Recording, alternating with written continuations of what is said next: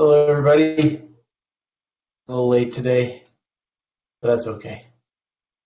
So, I saw three new PRs this week, two of which are around the deadlock issue that Gabby discovered immediately after this Blue Store write process lock optimization PR merged. So, yes, I think we were all afraid of it. And Kifu took the reins and actually gave it a try. Good for you, Kifu. It's tough to merge those kinds of PRs. And unfortunately, it had a deadlock issue, so it is what it is. But we're reverting it. All's well. I don't know how we address these in the future. It's complicated. At least I find it very complicated. Blue Store's right path and locking behavior. Some things are pretty clear cut. I didn't feel like the cache locking was too bad in Blue Store, which is why I could separate out the onode cache and the buffer cache. And even that, I think there was some bug that I introduced when I did it.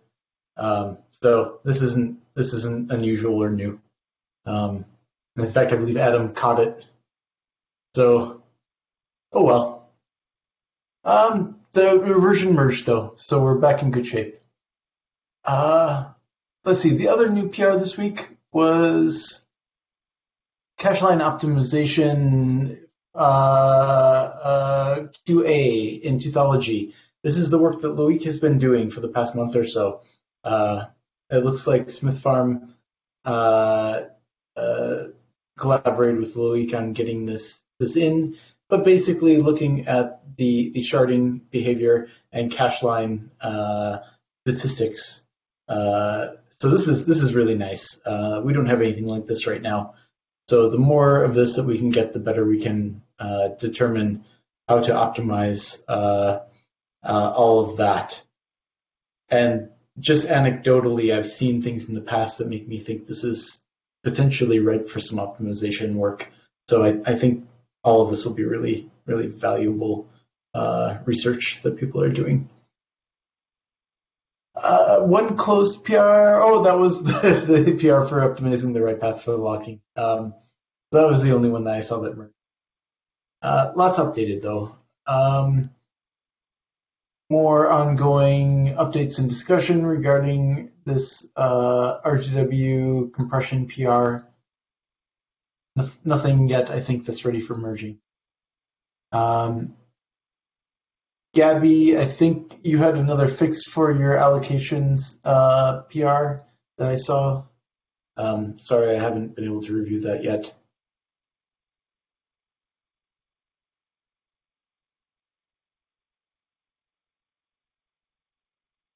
I don't know if you're trying to talk, Gabby, but you're on mute. Yeah, we intend to make the review together. Excellent. Adam, I will let you. I will assume that you're doing that then, and not worry about it. So that's excellent. I'm really excited about that PR. Next, more testing and discussion on Ceph volume, device data concurrency. That just speeds up Ceph volume. So good work on that. This Crimson client request process parallelism PR, I think that was in testing and it's been rebased, but I haven't seen any real recent ongoing work on it. That will be good to test and get in, I think. Just pending a review. Yes, more tests. Cool. And then uKernel updated his subtree map removal PR for the MDS journal. And this one, I love this PR. I haven't tested it. I should, but it's I think exactly what needs to happen in the MDS. I talked to Patrick a little bit about it. He said, I think that he feels like it should be broken up into separate, smaller PRs, which is probably fair. It's really big. But he's reviewing it and looking at trying to split that up. I personally am really hopeful that we'll get this in for Quincy. I think this is really important for the MDS myself, but we'll see what happens with it. It's pretty big and it's a major change, but I think will dramatically improve overhead in the MDS when you end up with lots of active MDSs all working together and a very large directory with lots of files in it, which is a use case that the MDS right now really struggles with. So I think this is kind of going to be really important, primarily because it's kind of the case that Cephfs doesn't deal with particularly well right now. And the ephemeral pinning and other things have improved a lot of other use cases, but this is still the one that's remaining that it, even in active configurations, we really struggle with. So I'm excited about that one, but we'll see what happens. Otherwise, Adam and Igor's 2 PRs for cache trimming. And Igor was here last week, Adam's here this week. We have to try to get both of them in the same room. I don't see Josh Durgan here. I was planning on trying to review those, and I only glanced over them, but didn't look at them in detail. Adam, I know you've looked at both yours and Igor's PRs. I think Igor still feels like his is maybe the right way to go. Do you have any strong opinions regarding those 2 different solutions for Ono trimming? Well, I think the Igor solution is better because it has less locking on critical paths, but we pay a hefty price of very strange and basically unpredictable trim operation that also makes our LRU cache not fully LRU. It's just like almost LRU. So that's why I'm not really sure. I mean, there is a strong price to pay.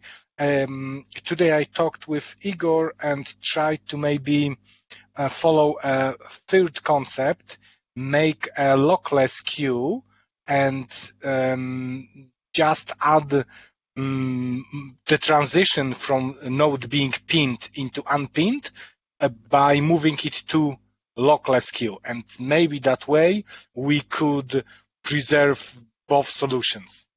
But this also, it's not listed in either of those proposed solutions, but maybe that's a path to go forward. Yep. So it means I don't have a very strong preference. If I had, I would just stated that in any of those PRs. Sure. I think then, if you're okay with it, I'm going to wait until you've looked at that third option, because that sounds like it could have potential. Yes, I think so too, but it has to be deeply thought with, especially with the consideration of split cache, because that would be the moment that we do not have, we cannot, when we do O-node put, we must be sure that we are adding to the proper collection. That must be the proper list. So there is some extra synchronization required in split cache. And I'm not even sure if we can do such a thing in a current architecture. So it must be just a beautiful dream that I'm proposing. Adam, does it help at all if split cache basically just completely empties one of them or both of them when we split? I lost 5 seconds. Adam, does it help if split cache, before we split cache, we completely trim and invalidate everything in the cache beforehand? It would help greatly, but on that side, I'm not sure if we truly can do that in safe manner. Yeah. I'm wondering a little bit if split cache could become, well, I don't know. Yeah, that would, if it's possible, if we can do it, I would say that split cache, I think, is rare enough that I'm not super worried about cache misses when we do it. But that's just my take. Yep, I agree. I would really love to drain all elements from both collections before splitting cache. And I even wanted to try to implement that, but then I realized we could have multitude of O nodes locked in different states, like example being listed to a collection that cannot be predictably moved away. So that was tricky.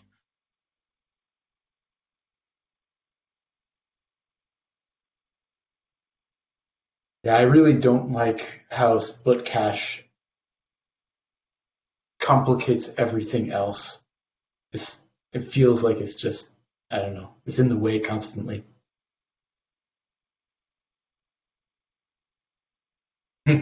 Okay, well, I'll await your report on what you think. But thank you both, you and Igor, for working on it because I know this is kind of irritating stuff. All right, what next? Ronan here? Yeah, Ronan. I was wondering, did you look at all at the heap? I don't see the sorry the onode map hash gh object t implementation stuff that we were talking about earlier. Yeah, I did look at least enough to understand that I need to invest time that I didn't have this week. So I'm sorry, no updates this time. No worries. It's not super high priority. I've got this 39976 PR that changes the tree, but yeah, it's not. It can sit there for a long time. It's not a big deal. Okay, what next? Oh, go ahead. I'm saying that it won't be the next few days, but I'll try to find time to delve into that. Sure. Yeah. Like I said, not high priority. Okay, what next do we have?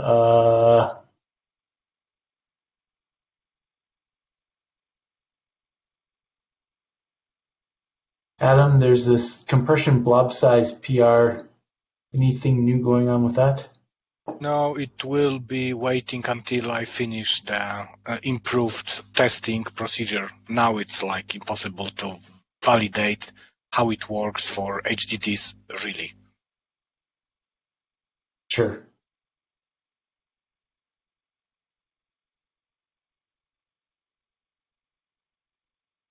And my cache binning PR is still sitting there and hasn't been touched for a while since you and I, Adam, got it working on top of your branch.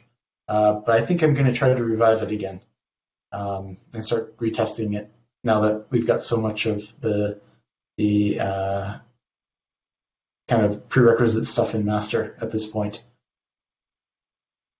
Adam, are you still thinking that you prefer an approach that looks at the like cache hit rates heuristics?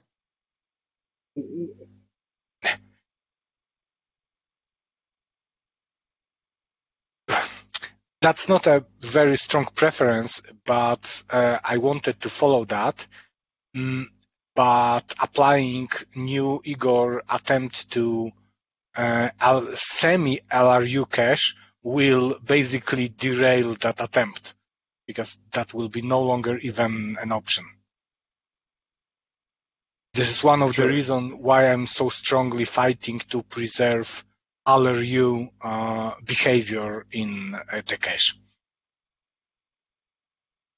So I think the age binning would still work, right? Yes, it will work. Hmm.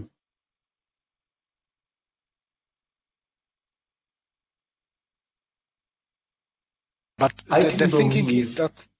that with not LRU cache, the H binning will be exactly the same what I could propose. The difference between the actual inspection of age and cost into cache with LRU that does not behave fully properly would just be disturbing. And on that level, age binning, I guess, would be easier and as reliable.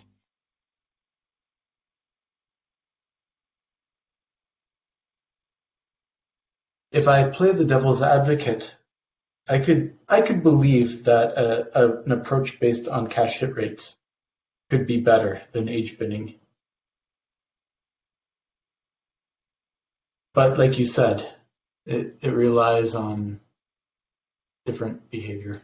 And we don't have it even as a concept. So it's just an idea. We don't have an proof of concept. Yeah. And age binning is at least seems to be close. Yeah. I think for now I'm going to keep working on the age binning and see if I can get it to the point where I feel like it's worth getting into master. And if in the future we decide we want to go a different route, I don't think the age binning prevents that in any way. It's pretty low overhead, right? I mean, it adds a little bit of overhead to the cache, but it's not a lot. I always thought that it's almost transparent, that it's almost free. Yeah, exactly. It's close enough to free that I don't think it hurts anything too badly.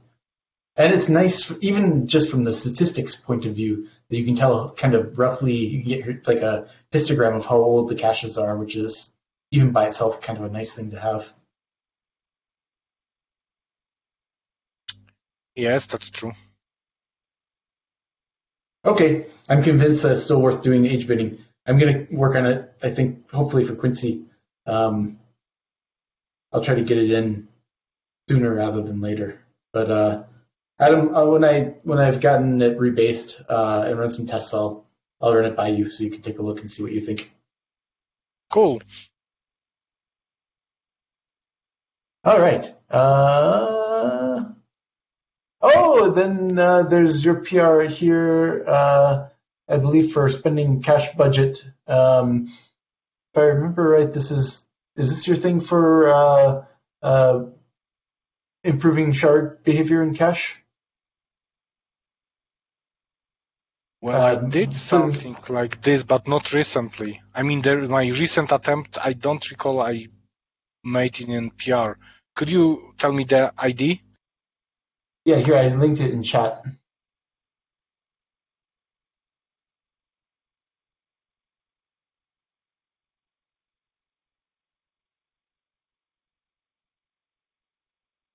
Yes, exactly. Sorry. That's something I want to do, but not this one. I will just mark it DNM for now, so it will not confuse anyone.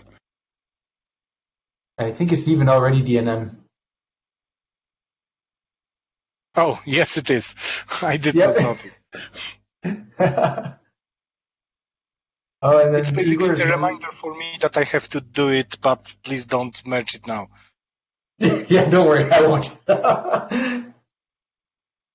I think all of us are okay with letting old things stay unmerged. Having said that, Igor's memory footprint, reducing the Onode memory footprint, I do want to merge this at some point because it was actually pretty good. If we can just get it passing tests. But yeah, that one's also there.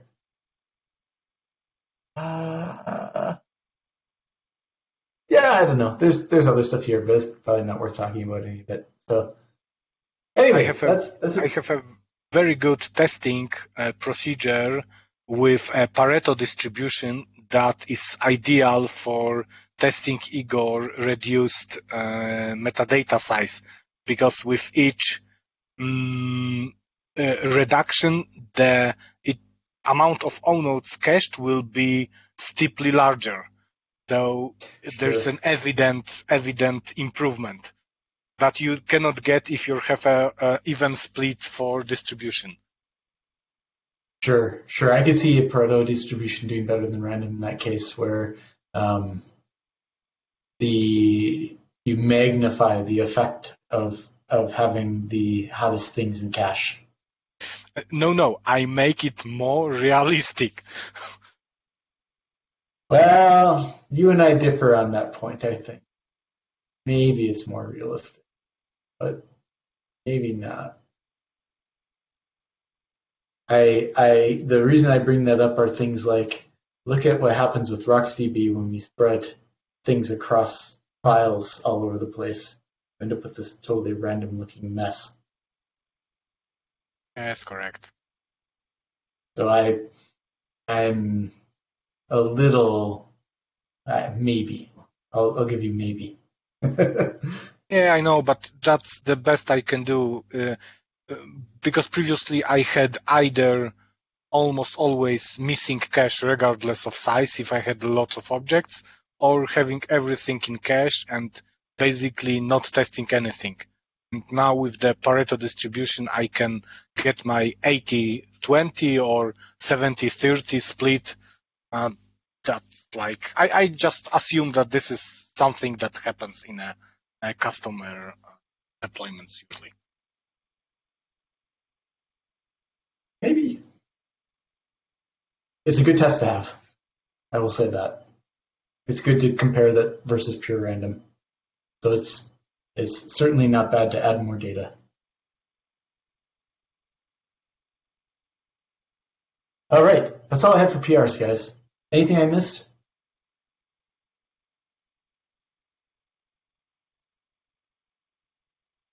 All right. So for Blue Star rate locking, I think we basically covered all of it. Kifu, you had said that there were some tests that you were going to add to try to check for these kinds of deadlock issues. Yes, basically add another visit for, we have a visit support in technology, so probably I can add another visit so we can test the release build along with and the debug build randomly. That's cool. That's how I want to attack this problem. Mark, there's one thing I'm not sure about this fix, and that's something I discussed with Adam. So the deadlock issue is a minor thing. It's possible to see it. Once you look at the code, you could see the deadlock exists. But I'm worried about the things that we don't see. Do we know how well BlueFS can work in multi-thread environment? Until now, it was always working under a single big lock. There's a BlueFS lock, you take it, and then you guarantee that it's a single thread working at a time. With this change, now open. Gabi, I think we completely reverted it for now, so there is nothing left. Yeah. So I'm not talking about what happened, what we got now. I'm talking about, so we have this kind of stuff that we aim to do to get performance improvement, and it's great. I'm a big believer in performance, but this kind of behavior, I think we need to add a procedure. When you add this kind of change, you need to convince everybody working on this that it's safe to do. I'm not talking about the bug in the code. There was a specific bug in the code which is possible to catch and fix. But I'm worried about all the stuff that we don't see. Do we know that BlueFS can handle this? That BlueFS would never remove file writer? Because until now, BlueFS could assume that when somebody asks him to close the code, the system, it knows for certain that there's no file writer. Do we know that it now makes sure to check that there's no active file writer? Gabby, I won't speak for everyone. Maybe Sage feels like he knows, but I don't. That's why I was scared about merging this PR and scared about touching any of this stuff. I don't feel confident that we can do any of this safely. Well, I agree with Gabi that that was a very haphazard approach to locking, that we just unlocked the lock we always used and replaced with some other random lock. But I can follow his thinking that we maybe should redesign locking in BlueStore and making it less reliable on the global BlueFS lock and more on the writer and reader locks. So we would have really isolation, at least on those paths, and only lock BlueFS if we just modify common structures like number of open inodes or whatever. But that will be change. So I'm not completely against with that. Adam here. Yeah, I'm not against that. It's someone that has really studied this code needs to do it, right? Like, it can't just be a haphazard quick PR that gets merged. Like, we need somebody to actually really focus on it. Yeah, so I think what I would like to see is kind of fix. I mean, it's definitely it's a good direction. There's definitely stuff to win from allow multi-thread to work simultaneously on BlueFS, but somebody need to analyze what resources could be used in parallel and which could not, and make sure that the locking semantic is well understood and well documented. Because even if the code is fixed now, but somebody else now might add yet another place, is just taking the lock and doing something else. There should be some rules how you take locks. It's a tricky thing. It's not something you just make a change. I mean, you can make it as a proof of concept to show that there is, I think you're talking about 10% performance gain. So you could make it as a proof of concept. You show that there's much to be gained. And then you go backwards and you say, okay, how do we do this safely? Yeah. I think we're all in agreement, it sounds like. I mean, it's an area that has potential. It's just, if we're going to do this, if we're going to work on this code, someone's got to take ownership of it.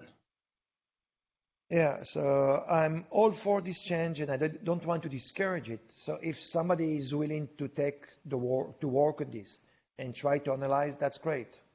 I mean, I don't mind volunteering for this, but if this, I think it's somebody from Intel China was doing this, right? Yeah. So, From this guy's from Intel. Yeah, okay. So it's the Chinese office. Okay, so if they did some analysis and they dove into the code and make sure that they understand it, then they should just explain what they did and why they feel comfortable about it.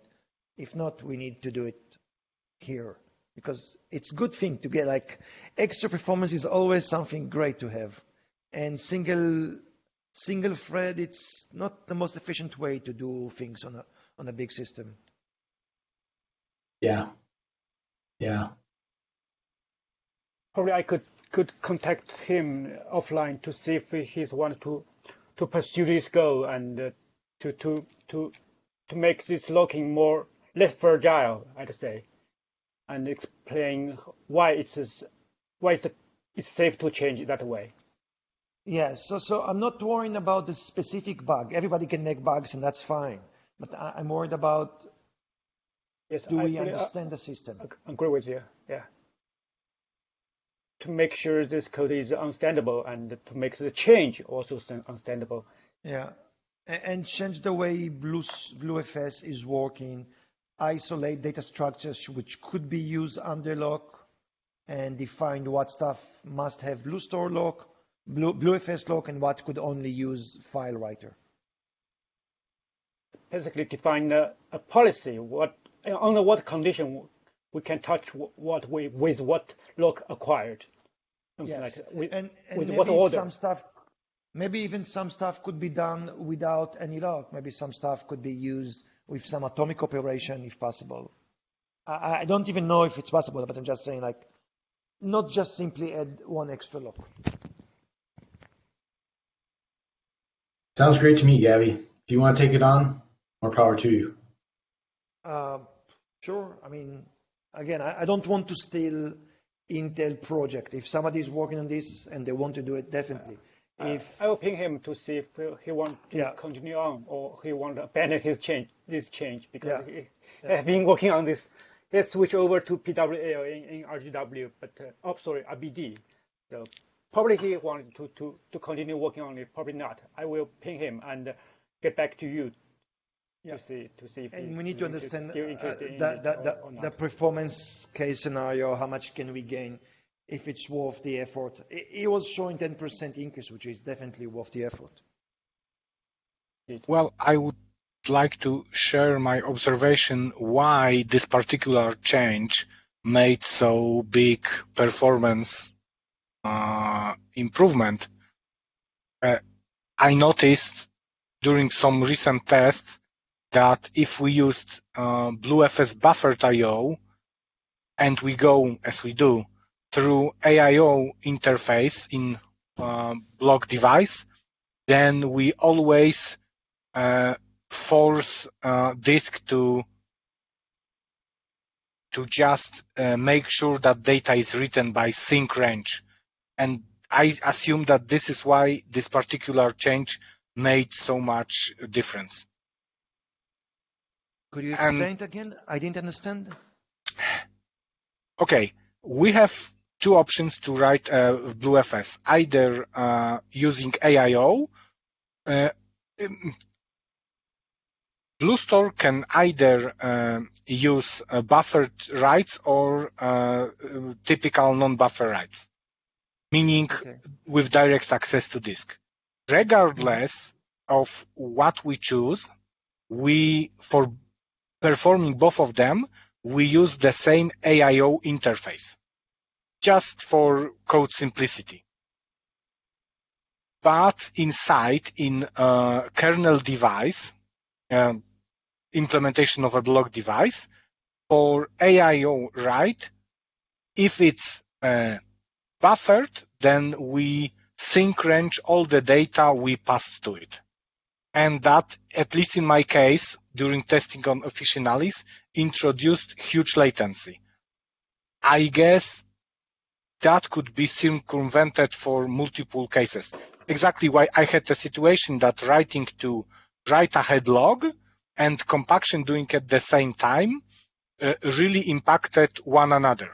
And pushing the log away could make it work faster. That was what I saw from my wall clock profile results. And maybe that's why this change made so much impact. But that's a hypothesis. I did not test it. I just connecting the observation I made. Okay. So my thinking was that in the next step, I would love to modify our interface. So in a buffered mode, I will not sync range each time, but only on AIO wait. So only one synchronization point exactly where it should be. And do you think that thing would negate the impact of the multi-threading? And no, the multi-threading we should do, but that would at least speed up some cases that we have with small performance when using BlueFS buffered I/O enabled. Yeah, but I'm saying if you make your change, do you think it could it would make it less advantageous to have the small lock, because that thing would take care so it makes that the performance difference with single thread and multi-thread would not going to be that big? No, I still think that what I want will only solve like 30% of the latency, and the rest will be for doing proper multi-threading in BlueFS. Okay. Adam, here's a question for you. If, this is a really big if, I was successful in PG-based sharding in that approach that we talked about earlier that I was looking at, you could imagine that you might be able to start breaking up like BlueFS allocations into like slabs. That's future. I'm not thinking about it now. Okay. Just planting the seeds.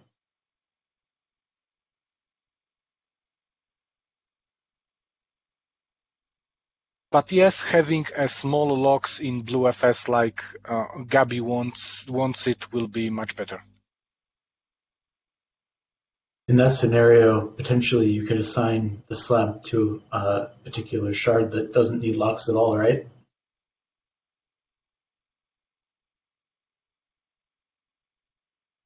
What about readers? Do readers take lock as well, or just writers need to take locks?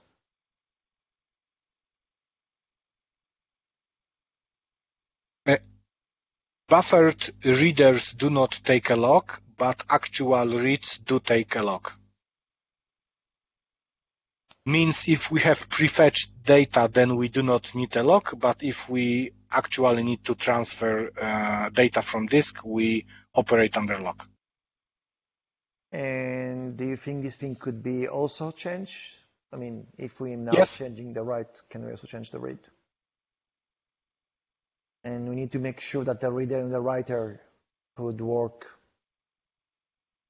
So if you have one file handler, can you read and write with two threads? Do we ever do this thing? Or do we always No, bind? this has never happened. We have even asserts that try to catch such situation. It's impossible in current BlueFS implementation to read and write to the same file at the same time. You can do either one or the other. And those asserts never happen. They never happen. So RocksDB is not doing that.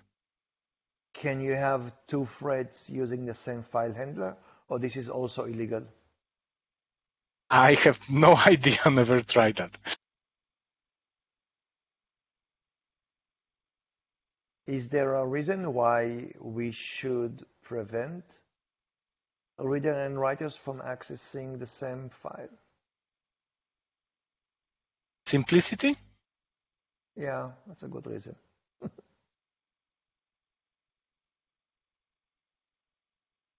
How many files do we have? Is everything one big file, or do you see multiple files? In RocksDB, it's like in files in RocksDB, they usually are 60 megabytes in size, except of write-ahead log files, which are 1, 2 gigabytes, depends. And there are some like 10 small files that work as metadata collection describing meaning of the SST files. So the write-ahead log files should be like 256 megabytes, right? By default. They may be The buffers are 6. No, write-ahead logs are large. They are There should be four simultaneous, up to 4 simultaneous 250 byte buffers, I thought, by default.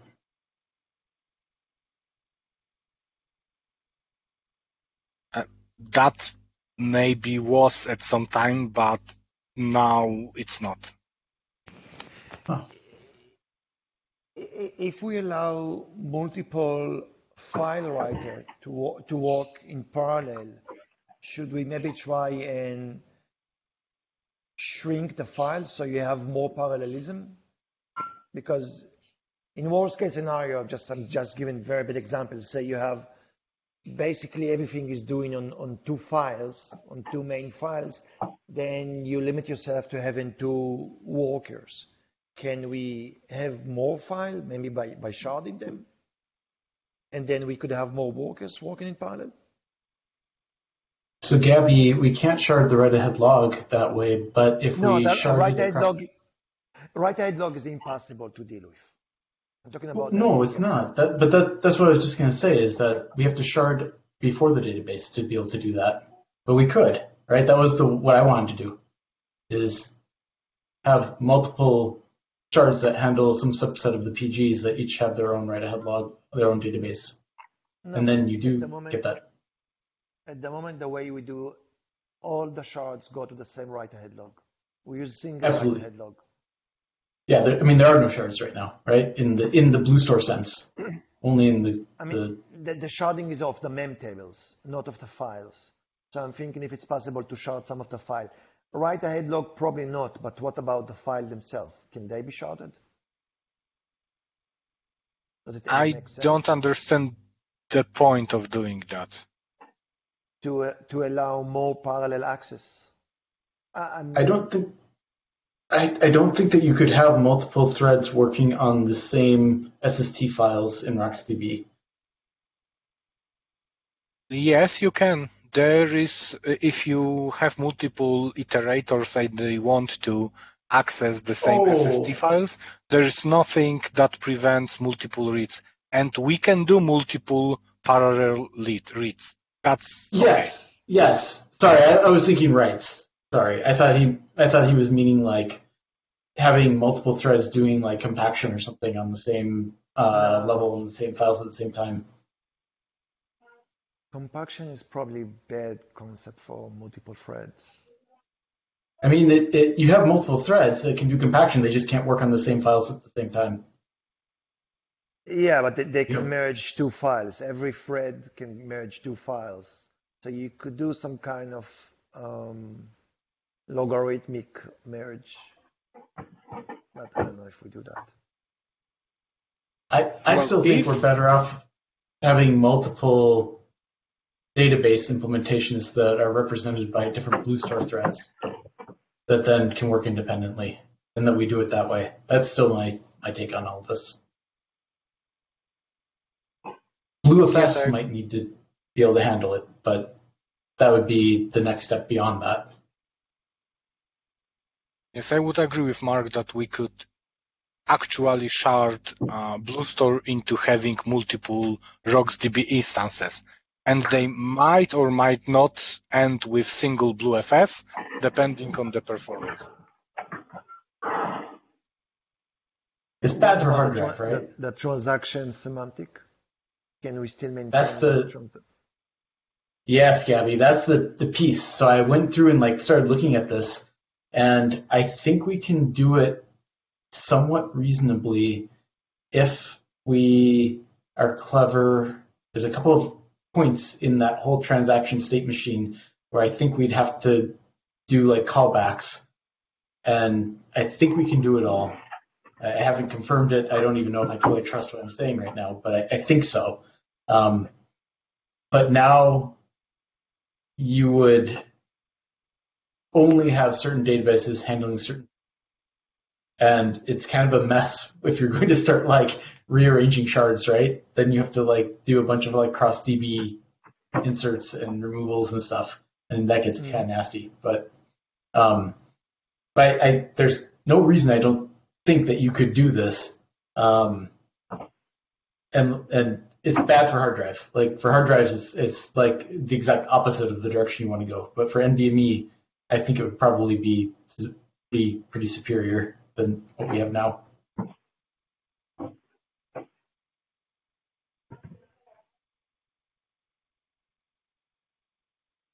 Well, at least we would get along the KV sync thread bottleneck totally. Yep.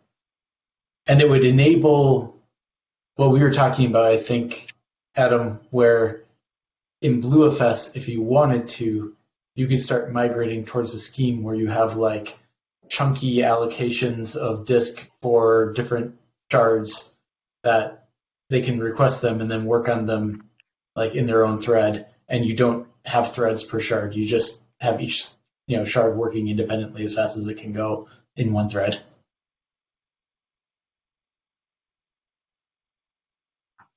Actually, that's not very useful for BlueFS because BlueFS allocates disk space not so frequently, but that would be perfect for BlueStore itself.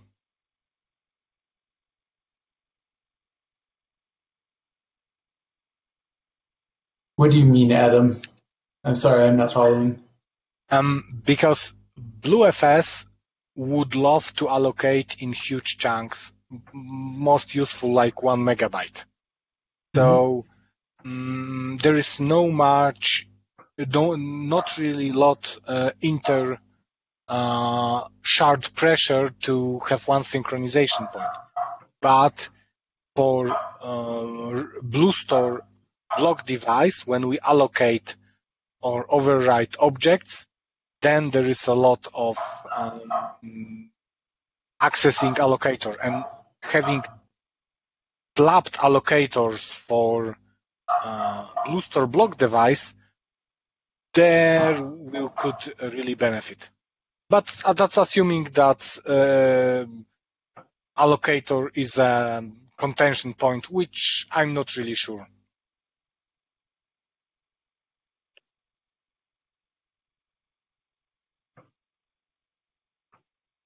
That's fair. I suspect too that right now a lot of things are hidden from us because we have so much contention on the KV sync thread and other CPU related things, right? Other bottlenecks might not be apparent until we move That's past perfectly possible. Yeah. You can only see one bottleneck. Yeah. And right now we know it's KV sync thread, and like Gabby's stuff that he's doing is like super huge, right? It's a huge improvement because we're pegged on CPU usage in that thread. And we probably will be until we really either pull so much out of it that it does much less than it does now, or we shard everything so that we have multiple ones working in parallel. At least on the right path.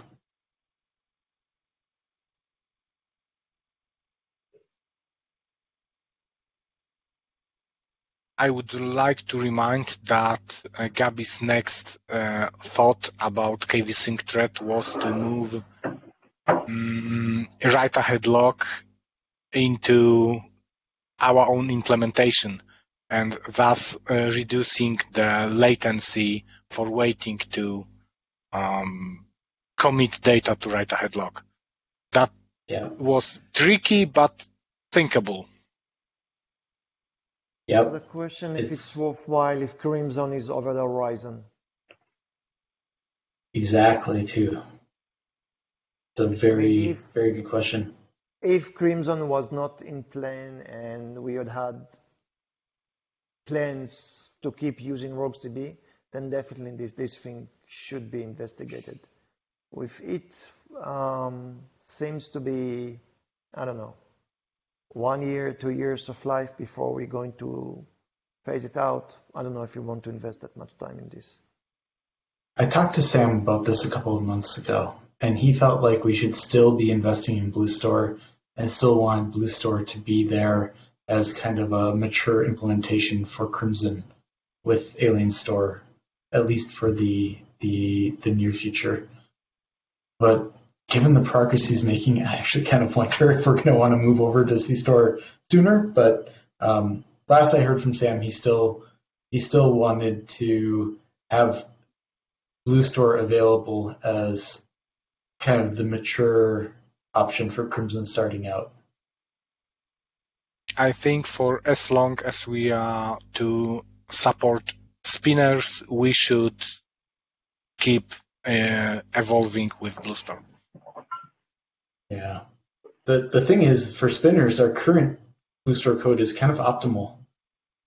All of this stuff we're talking about only really matters for NVMe.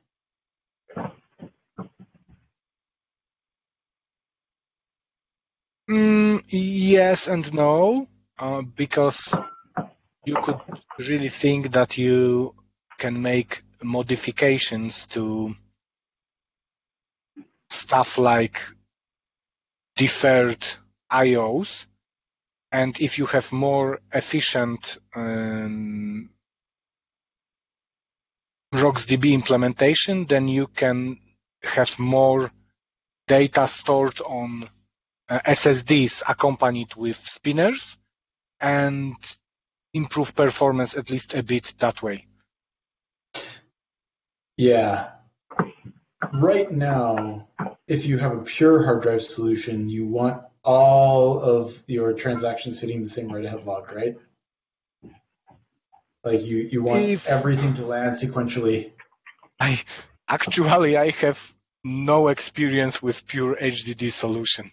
I never tested that one. It's ridiculous. No one should be doing that. Everyone should put their journals and their write-ahead logs on SSD drive. It's just horrible putting everything on the hard drive.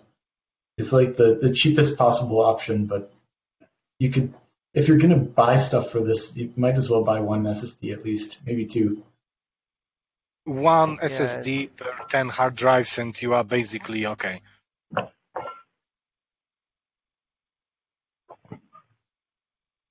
In that case, you could have transactions hitting different write-ahead logs on NVMe drive or SSD, and then gain parallelism from it.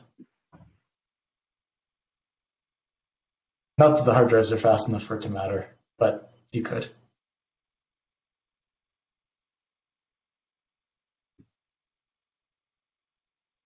Maybe if you were clever about having some kind of cache implementation on the SSD too, so that really your initial writes go fast and you only throw stuff onto the hard drive when it's sufficiently aged so you can get as much sequential behavior as possible. But that's not how BlueStore works right now, at least. Well, strangely enough, I made attempt to do such a thing like 2 years ago, and I was surprised that it did not really gave me much improvement. Maybe I made some fundamental errors, but it didn't really work so well.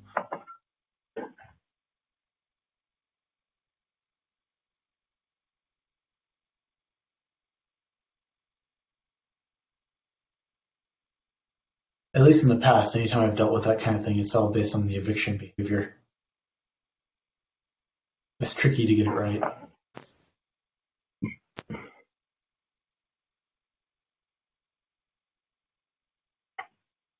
Okay, well, I think we beat this topic to death. We already talked about the onode pinning stuff, so I'll wait on you, Adam, to investigate your third approach. We're kind of out of time. Then I'll just quickly say, for folks that are interested in the Etherpad, there's a spreadsheet that I made. This is looking at OMAP Bench, the thing that we wrote about a month or two ago, looking at prefetch behavior and different memory allocation behavior of the OSD and BlueStore in these different cases. Adam, this is related to that other thing we were working on earlier this week. But interestingly enough, prefetch, there are benefits and downsides to it in different scenarios, but really it's the cache, either page cache, buffer cache, or increases in the onode and block cache in RocksDB that really, really matter for this.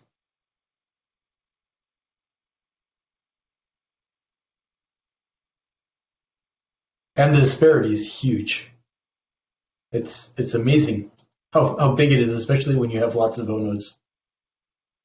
That's that second tab in that thing.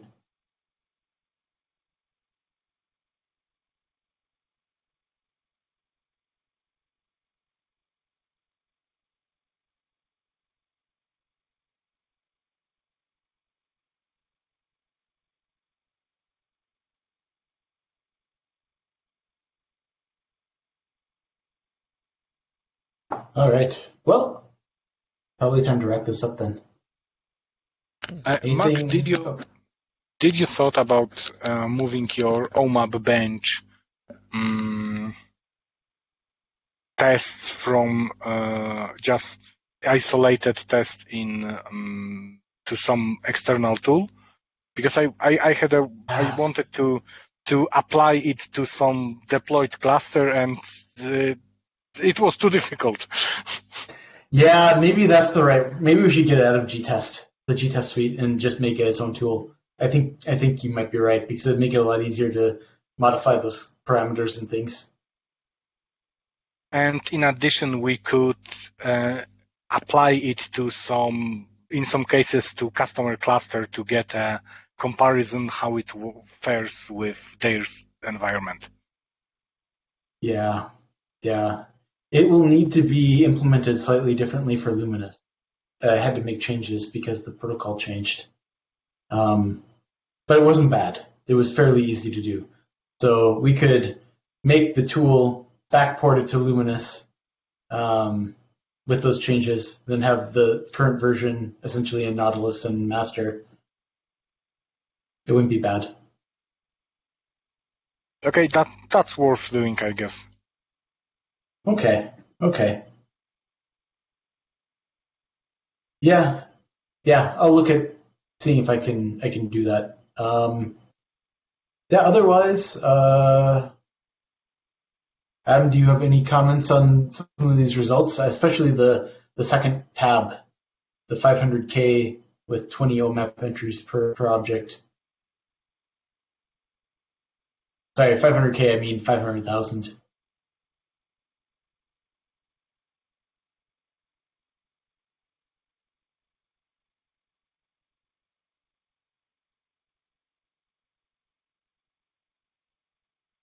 I guess the numbers are execution time. Yes.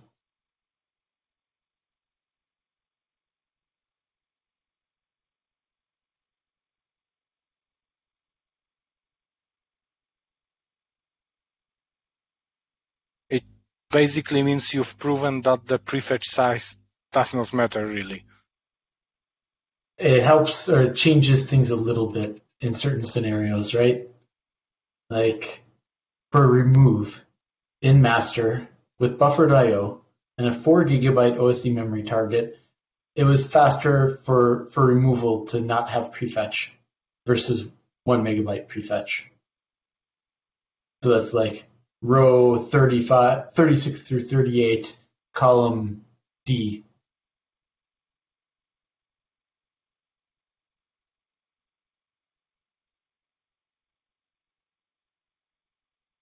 But then if you look at column L, it's so much faster to have everything, all of O nodes in memory, that it's almost irrelevant. I mean,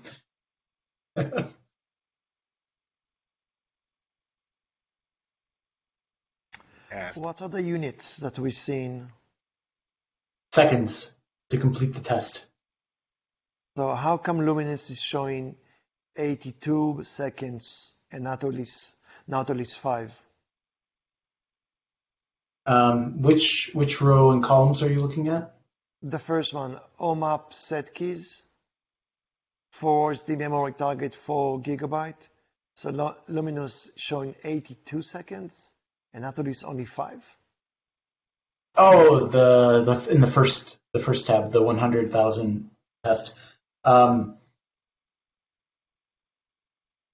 There are some different changes. I suspect it might have been related to the big cache work that I did. So I refactored our caches to. No, but you're talking about factor of 15, 16. Nothing we ever did can get us 16x performance improvement. Maybe it was 8.2? Oh, that's accurate. As far as I can tell. It takes significantly longer to run the test. Actually, it's consistent. It shows it in all the tests. Yes. It's 16x of everybody else, but only in this. And the same also for remove. It happened in both the set keys and in the remove tests, but the iteration test and the get test were more in line with each other. Wait, I don't see the remove test. Line 36. Oh, okay. No, but even that, sorry, I take it back. So the remove test with the 4 gigabyte, The numbers looks crazy. So Luminous, if I'm looking in the blue one, removes tests line 36. I'm looking in the third one, the blue. So Luminous 59.4, Nautilus 11.8, Master 7.6, Master Buffer, Master Direct is 106. But I don't know, the numbers look too good. We know that O-node cache misses dramatically hurt us. It is so much faster to hit data from the O-node cache than it is to have to search for O-node metadata in RocksDB. I suspect that it has a very strong effect on this.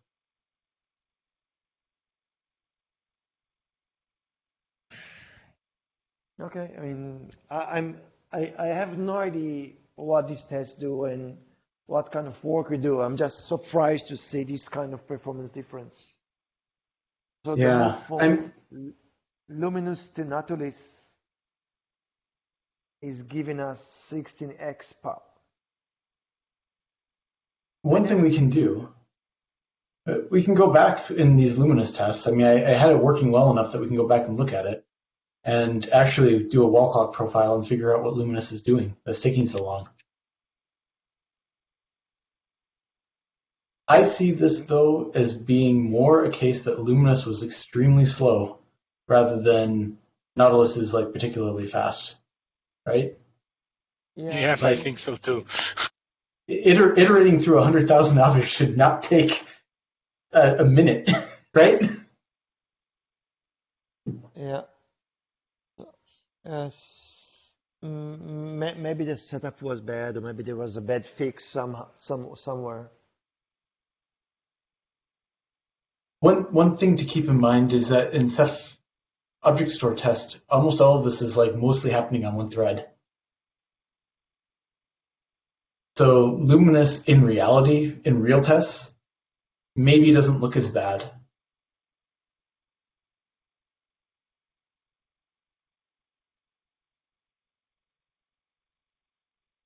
Yeah, but still, like, I think we need to understand what's going on there. Sure. Yeah, we can go back and do a wall clock profile of it. It's not super hard. I've got a branch that more or less compiles. Defix a bunch of Python stuff. Luminous doesn't compile well on CentOS 8 in general, but we can go back and look at it again. I'm actually far more interested in what's going on in these direct I/O tests in master, especially if you look at that second tab. I mean, look at how bad direct I/O is in like the get and the removal test compared to buffered I/O. Direct versus buffer. So direct is maybe 70% slower. Way more. No. Way more. Oh, sorry. On the first one, on the green, that's 30 versus 32. But when we have more memory, is this more memory? Yeah. When we have more memory, then it's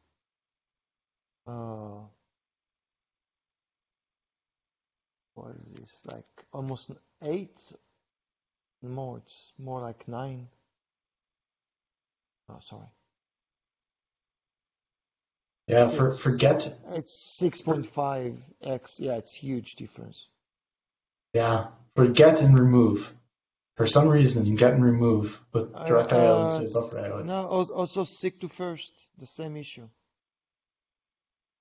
Yeah, until you have the entire O-node map in cache, when you have the all O-nodes in cache, sorry, not O-node map. When you have the entire all O-nodes fit into the O-node cache, then seek to first and lower bound are fast with direct I/O. Yep. But get and like remove are so like slow. It looked like a trashing scenario.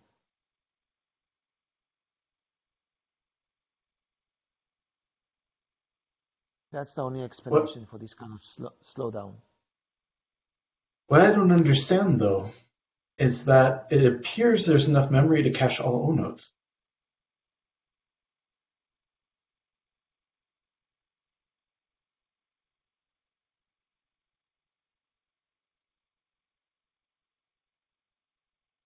So I don't understand why it would be thrashing at all. The whole thing should fit in cache.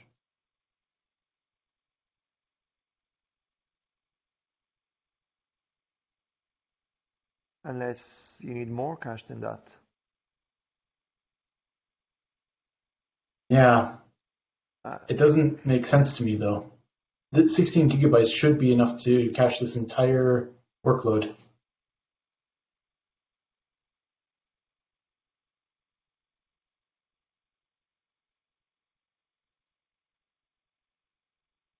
so the direct scenario, if you look in a get case, it doesn't change at all. If you got, it doesn't care how much memory you got. It changes a little. Not really. It's just noise. Look at I versus M on the 500,000 O node case. So that second tab Second tab. Talking at the about bottom. OMAP gap. Which line? Okay, so second tab, the 500,000 object case on column I, line 18. Sorry. Let's just do line 18. Sorry. Yeah, I was looking in the first one. Yeah. The get. Yeah, there is some improvement in the get. But if you go to the first tab again, there is no There difference. it's very similar. You Yeah. keep throwing memory, but it's not memory bounded.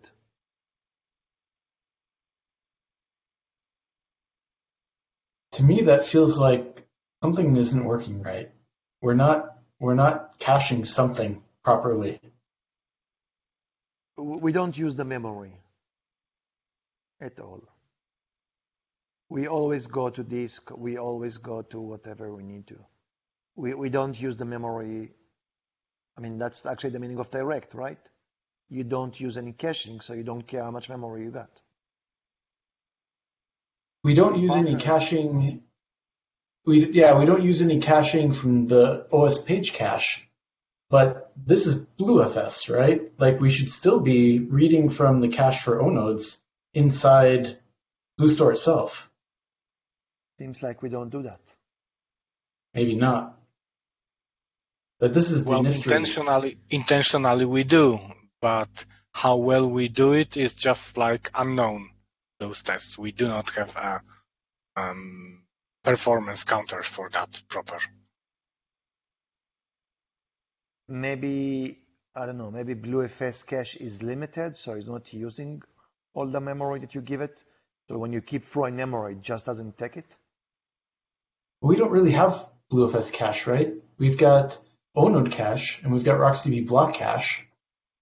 And then there's the system-wide page cache that BlueFS will use when we use buffered I/O, but there's no BlueFS cache for like direct I/O. So what kind of caching does direct I/O benefit from? The block cache and the O-node cache in BlueStore that are at a higher level. Okay, so the O-node cache, yeah, that should make it. The block cache, I suspect, doesn't. Do we even do something which is reasonable to expect that it will be in block cache? We repeat the same I/O. So that would be like OMAP, right? Like we should be, for all of these OMAP entries per object, we should be hitting the RocksDB block cache to read them. And RocksDB should have enough cache to be able to like handle all of it and keep all blocks in cache, because we don't have that many, right? We've got, I don't know how much this works out to be, but I think it should be like, I don't know, 4 gigs or something of O nodes. 4 gig, which is Unless, exactly how much we got. Unless there's so much space amplification that, in fact, we don't keep all SSD files in cache.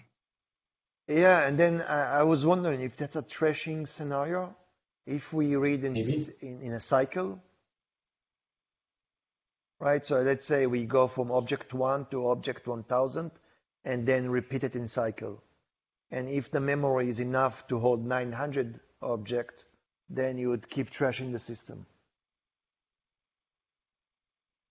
Or possibly, if RocksDB is doing something stupid that like drains the cache periodically.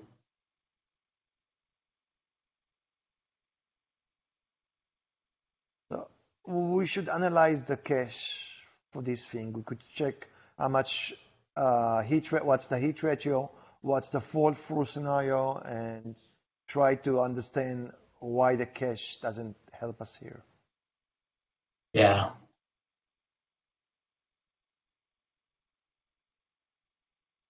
I see that Gabby, you, me, and Adam are the only three people left. Yeah, it seems that everybody That's else good. got We're not annoying anyone else, and we can continue everybody talking. else. I was really feeling bad that people were listening and not really interested. But now you can guys like wait a minute. I will make a coffee and we'll be back. Yeah, I mean, for me it's the end of the day, so I don't mind keep talking and talking. Others Sure. probably they got meetings and such that they have to deal with. No, it's already the end. But back to the table. I'm most surprised with the second tab and row 38, column L and M, buffered and direct.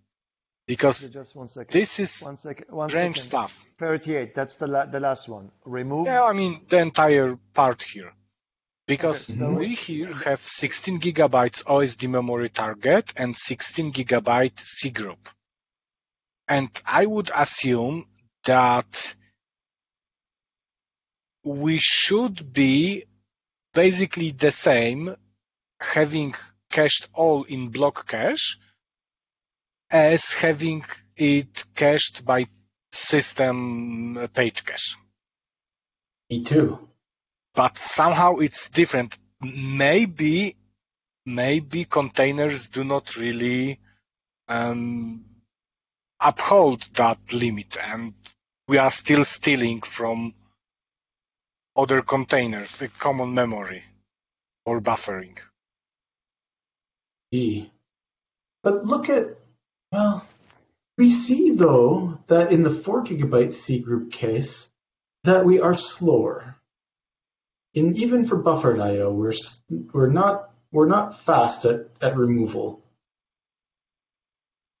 So if it is stealing from other containers, it's not doing so with unrestricted memory. I'm looking at column D and row 38.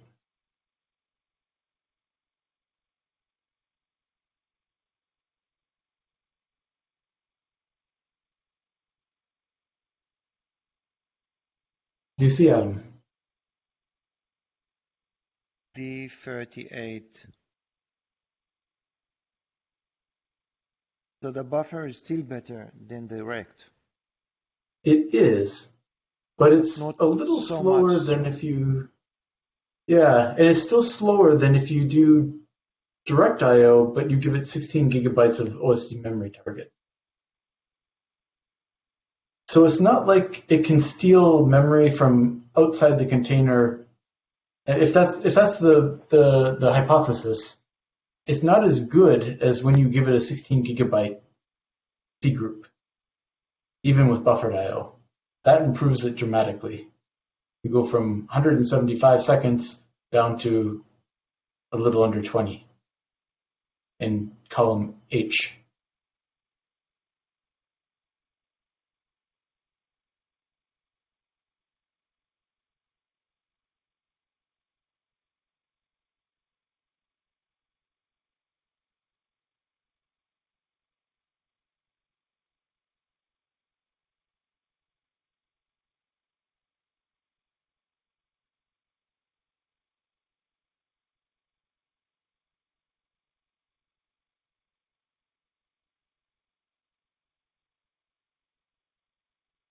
Did Nautilus did such a great work? It just seems. What was that, Gabby? I'm still wondering how come Nautilus is such a great improvement over Luminous.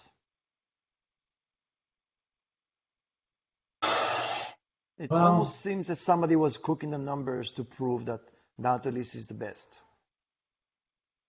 no. I mean, these tests were Ooh. just. Now you I didn't do offended the anything. cook. I certainly didn't cook numbers. I mean, I just ran this like earlier this week and Because backported it Nautilus to is Luminous. always better, but in some cases by much. Yeah, yeah. I mean, we can go back and look at the wall clock profile and see if we can find out why Luminous was so bad. Maybe Luminous never used any caching? Well, I don't really understand why are we so obsessed with performance of previous versions. For me, most important is how we are in master and what different configurations and different tests give us relatively different performance factors. And I just look for Luminous and Nautilus as a historical reference to know what I can expect from customer deployments. I'm always wondering when I see huge jump in performance for one release to another. It's either mean that one release was extremely bad, but terribly bad, or somebody did something extremely smart in the upgrade. And usually it's neither of these cases. So maybe there's a configuration issue, which might hit us somewhere else. So what we've seen with Luminous versus Nautilus is that maybe some default were somewhat different, and in this specific test, one of them was gaining very much, or one was suffering very much. But if you change the configuration setting, or you have a bit different setup, then Nautilus would also have this crazy behavior. What I'm thinking is what I'm thinking if it's possible to have Nautilus extremely underperforming by some slight modification in configuration or by some change in memory layout. If there's a threshold which could lead to not 10% degradation, but 95% degradation. That's thing is dangerous. So, I mean, like I said too, you can't look at these as being directly representative of what a real OSD does, right? This is a single thread in a benchmark that's doing the work, and maybe in this case Luminous is much slower, but maybe Luminous isn't nearly as slow when you actually have like 16 TP-OSD-TP threads working together. Maybe then you hit some other bottleneck where Luminous and Nautilus start looking much closer to each other.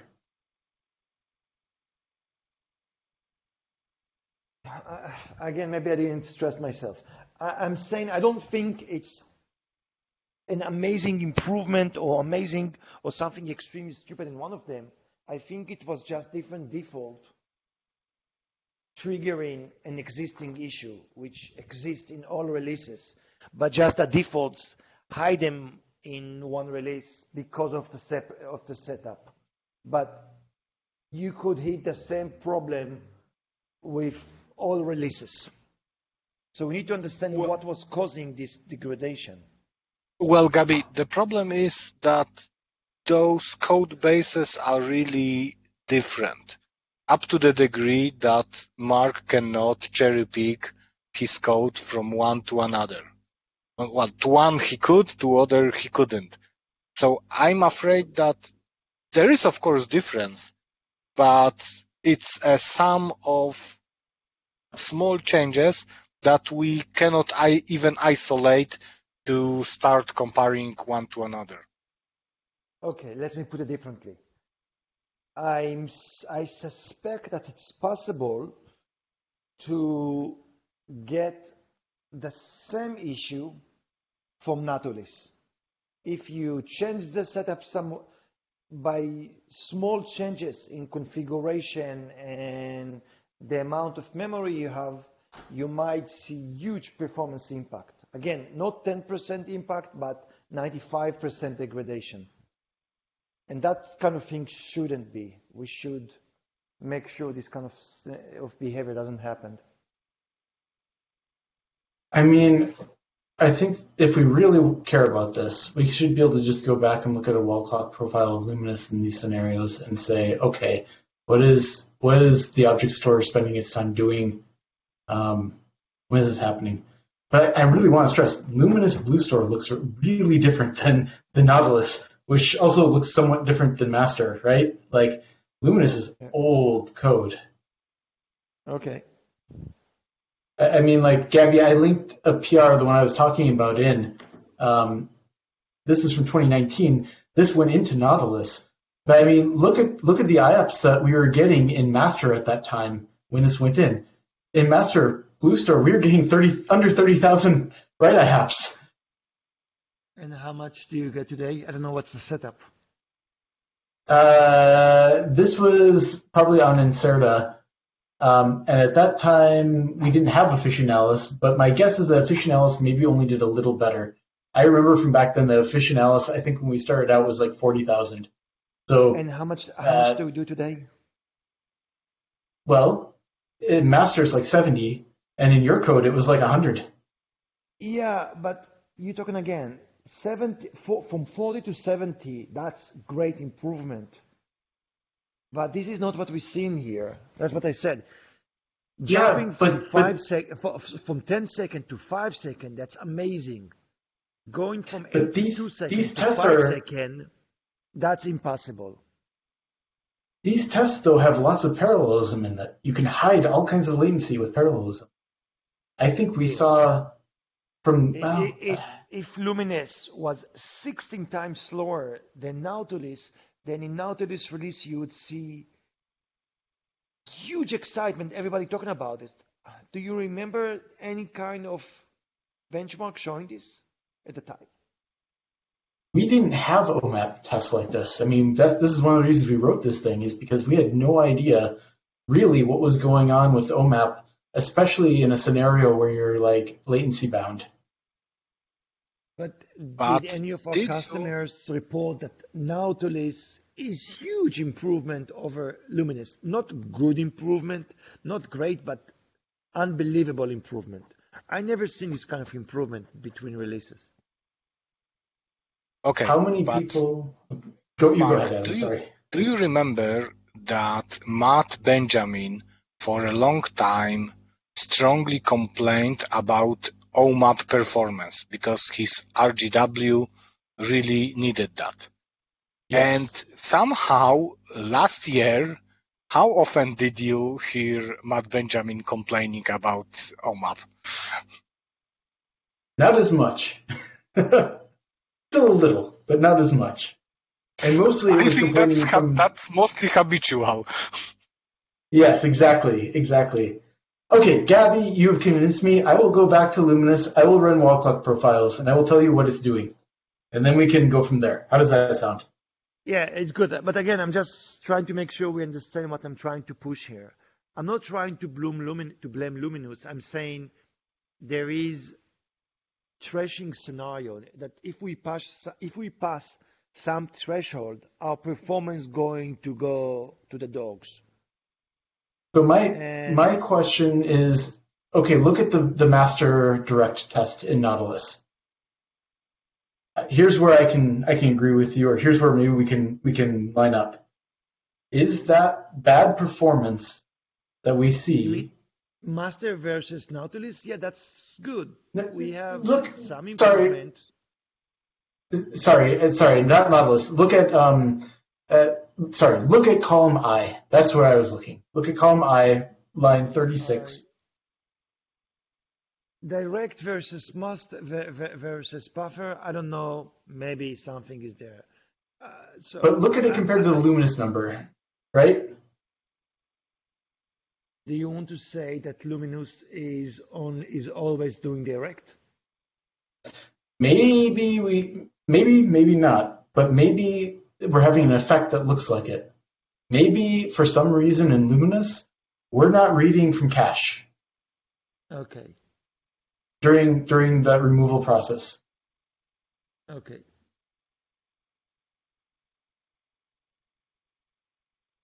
But how come people didn't complain about terrible performance? Well, Matt did. He used to complain all the time that OMAP was too slow. Yeah, too slow, it means I would like you to make it twice as fast. 16 times as fast? Really? I'm working 20 years in the industry. I never seen any release doing 16x improvement. Software. But this is removal, though, of objects that have tons of OMAP on them. That's what this test is, right? Like you have 20 OMAP entries per object, and you've got tons of objects. And that test, that removal test, is specifically like going and removing like 500,000 objects that all have 20 OMAP entries that are like 256 bytes on them each. So it's like a really specific test. In reality, how often do you really have that? What about OMAP set keys, OMAP get keys? But like, again, this is like a really manufactured test. Like in reality, in a real Ceph cluster, how often do you have like tiny objects, like hundreds of thousands of tiny objects that all have like tons of big OMAP data on them? It's really common for like RGW indexes, but you don't really usually have like hundreds of thousands of those. Okay, I accept it. I hear what you're saying, Gabby. It surprised me too when I saw these numbers. It may not have come up often in real cases. This is just testimony to how bad we tested performance of Ceph. We are very good on testing consistency and overall reliability of the code, but the performance testing was always like some corner cases. And maybe it's just the result. You just happen to select something that was never optimized for, and it's slow. I see it that way. It just happened. I think, Adam, one of the things is that a lot of our performance testing revolved around common use cases, right? Like, okay, you're going to create a bunch of RBD volumes, and how fast does it go when you have like some clients that access it and do stuff, right? That's really different use case than if you're going to like iterate over a collection for some reason, doing backfill or something else. Those are the things that we really didn't test very well. And I don't even think in most cases we should. I mean, the important thing is the quality of the features we give to the customer. If some corner cases are not so performant, okay, I can live with that. But I want to give a customer the best performance. And none of the tests you did here relate to any real customer use. The biggest thing that these probably tell us is that there are situations where if you have really heavy OMAP use, you could run into problems, right? Like RGW indexes could maybe run into problems. Correct. These are hints of possible performance problems. Yeah, but corner case ones that maybe aren't typical. Like Bloomberg deleting PGs? Deleting PGs while simultaneously being in the middle of an upgrade? Yeah, right? No, the upgrade had nothing to do with it. It's just iteration on the collections that killed the system. Yeah. But these were different, right? It was that particular case was because we iterated over and over the same range every 30 objects. I mean, that's just This like is a stupid correct. mistake, right? I mean, that's awful. Like that should never have made it into the code. Maybe I should be nicer, but you should not iterate over a collection over and over again every 30 objects. That's just bad. Well, in any event, it is what it is. I'm glad Igor found it.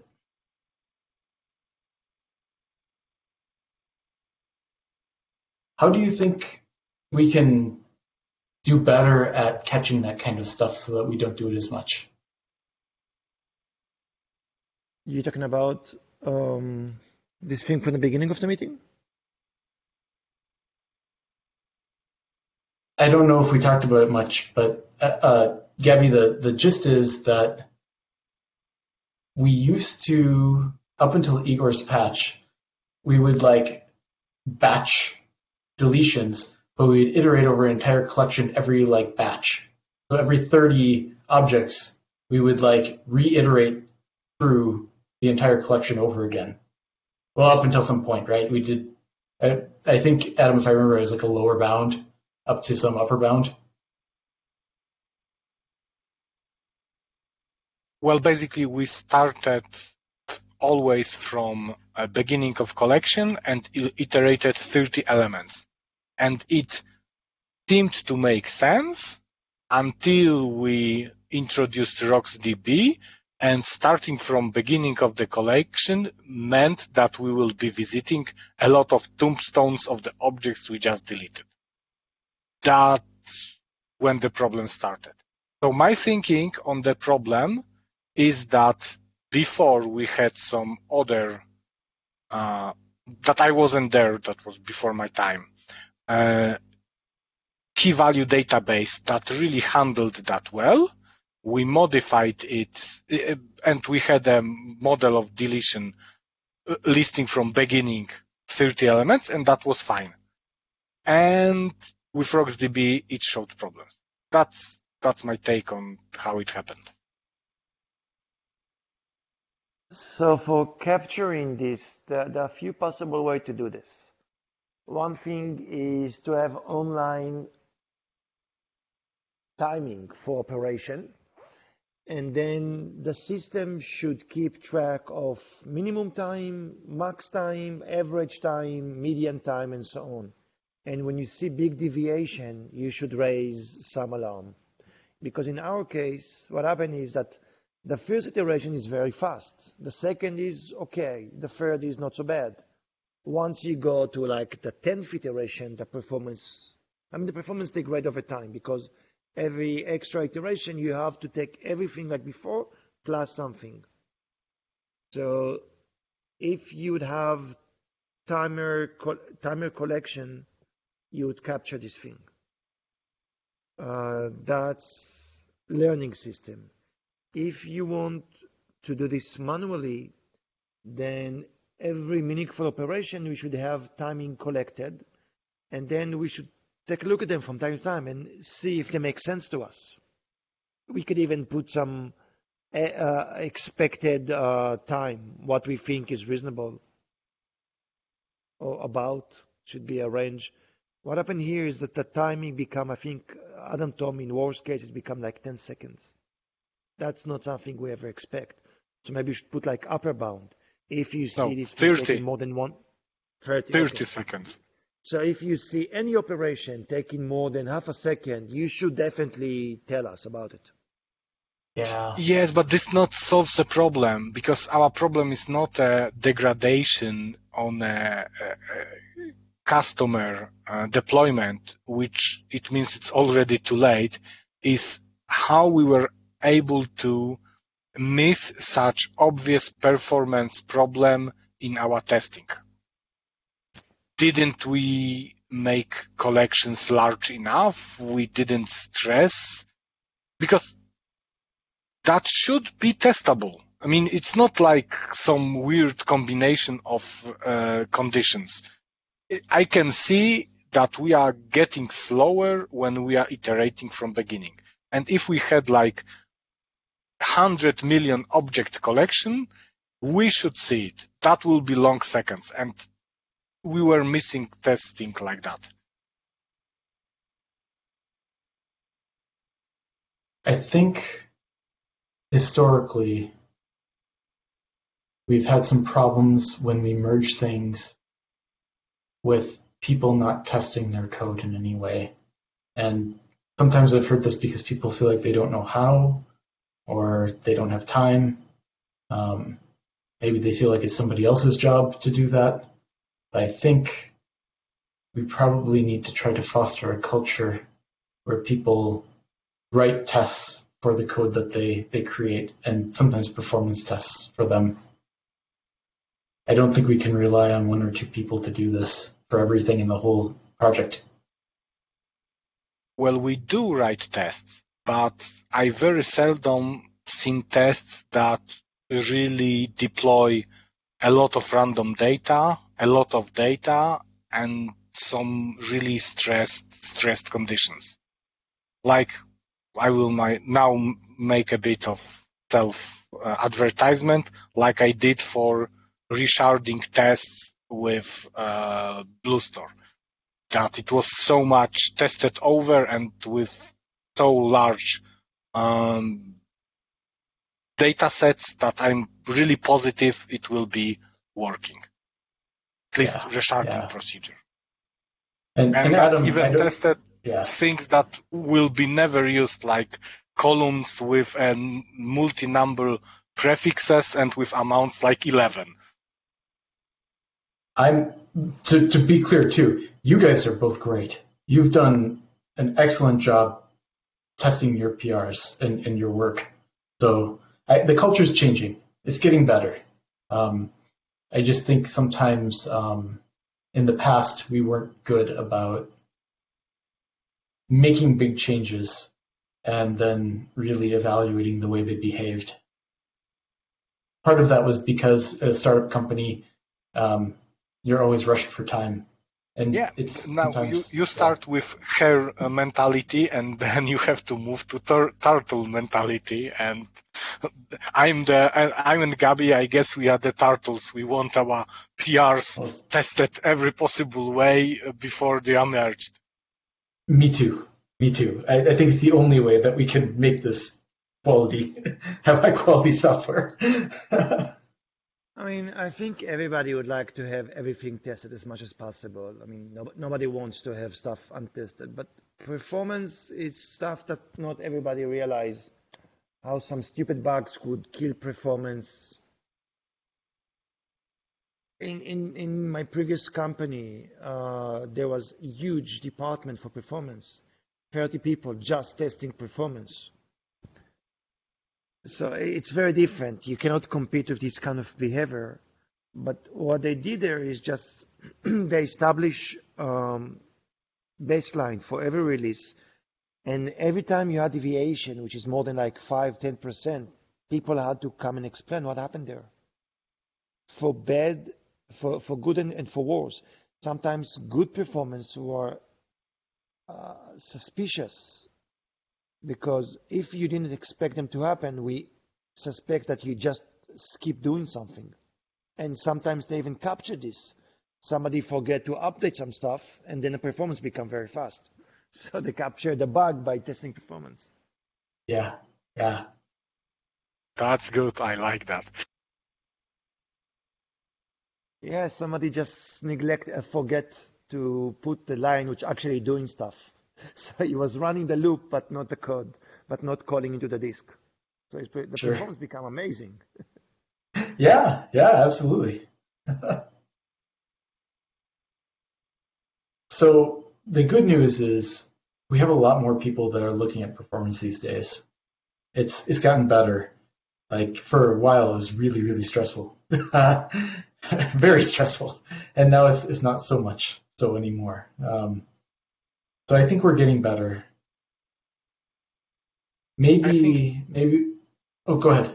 Sorry, I just wanted to make a comment that it might be just a hiring policy changed a little bit, and we just hired different people, and that now we have results. Yeah. So regarding these I numbers, think one thing which is simple, which we should start doing, is collecting performance stat counters. We should have them runtime performance stat counters. They don't change, they don't cost us very much, and there should be a way to display them and have them running. I remember, again, running in my previous work, every time I was running stuff, I would see the numbers moving. And everybody got it's their own numbers that they want. So they created some kind of XML pages. Everybody was, so you have like physical pages, and then you can create just pages collecting. You decide which performance counters are interesting for you. So I'd have a list of like 50 counters, and I would keep watch them changing and watch for, and I knew the numbers because that was my environment, and I was running there again and again. So I knew what to expect, and anything suspicious, I would go back and check what happened there. so we've had a lot of people that have kind of worked on or tried to work on LTTNG and other tracing. And we've got the performance counters. No, I'm talking about something else. I'm talking about. No, I know. We have performance counters, but there's questions how as can to you what access them? How can you see them? The admin socket. Is it easy to watch? I'm talking about something that in one command with some parameters, I could group and decide which kind of parameters I want to see, and I would see them being updated once a second, once every 10 seconds, once a minute, and so on. So if I remember, I think it's just dumping JSON. So I mean, you could write something to filter it, right?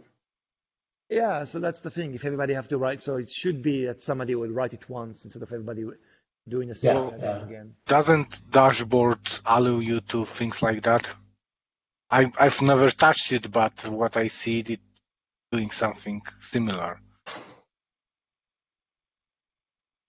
I never used any GUI in my life.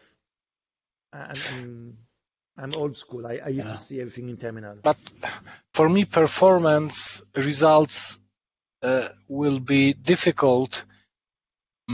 Either we have unified testing environment, so we could meaningfully compare them.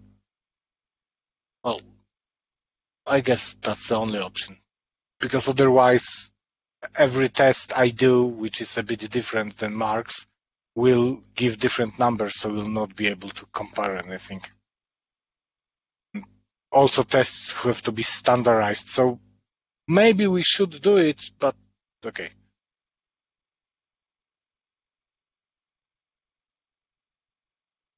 I don't want to make such a system. Yeah, I know. I mean, at least, Adam, we're testing on the same hardware now, which helps a lot, right? It makes it somewhat more comparable. Correct. But even trying to do standardized tests, right? I mean, like, I change my own tests semi-regularly. I mean, the tests I ran like a month ago might look a little different than the tests I'm running today. I have the same. I've been testing more or less compression for half a year, and tests that I started are nowhere even semi-close to which way I ended. Totally different detail and other factors that I understood that are important during testing. How can I average what I did during that period? There was a time at Inktank where there was this huge push to try to standardize tests and write common tests and automate everything with the thought that we could use Teuthology and it would be magic and we'd catch all the performance bugs automatically and no one would have to do any work anymore. And it doesn't work like that. You can't do that.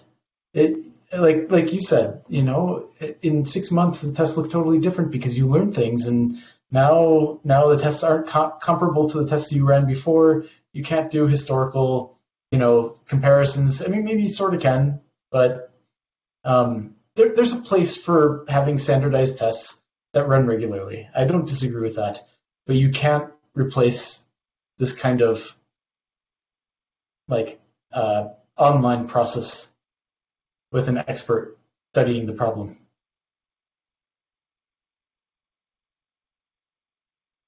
Which brings us to conclusion that for now we don't have a method to devise way to protect from performance tests like we had with PG deletion.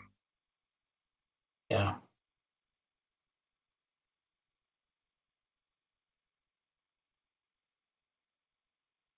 And on that Okay. note, I think I would love to log out. Enough is enough. Yeah, I agree. Gabby, I will go back and I will try to figure out what the difference between Luminous and Master is, only to satisfy curiosity, because I don't know what it is exactly. I think I disagree that it's just like a configuration thing, but I'll try to verify and just find out.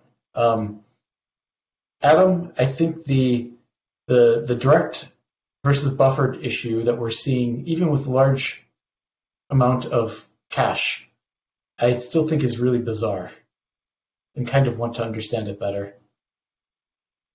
I agree. This is bizarre, and that we should really merge the better performance counters for block cache. Yeah. I mean, we cannot merge it because I still did not polish it enough, but we should it. Okay. Cool. All right. Well, I'm going to go have lunch. Anything else, guys? No, I think I'm going to go and have a dinner. Sounds good. Gabby, do we review your code today? Because I No, don't really want now. I think it's too late. Okay. One note. We could do it tomorrow. Oh no, I may not have. Can we make it the Tuesday? Because Monday is day off in Poland. Okay, sure. So we will be in contact from Tuesday morning for review of your PR. Okay? Okay. Cool. Thanks. Bye, Guys, All right. have a See good you day. later, guys. Have a great day.